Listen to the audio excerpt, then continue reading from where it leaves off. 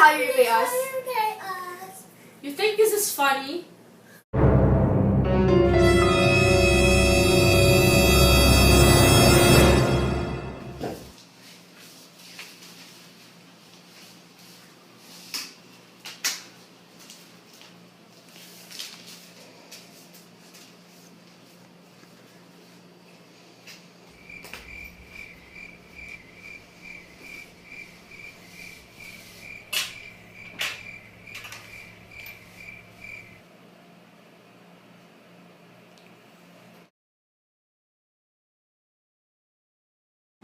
Sorry, honey.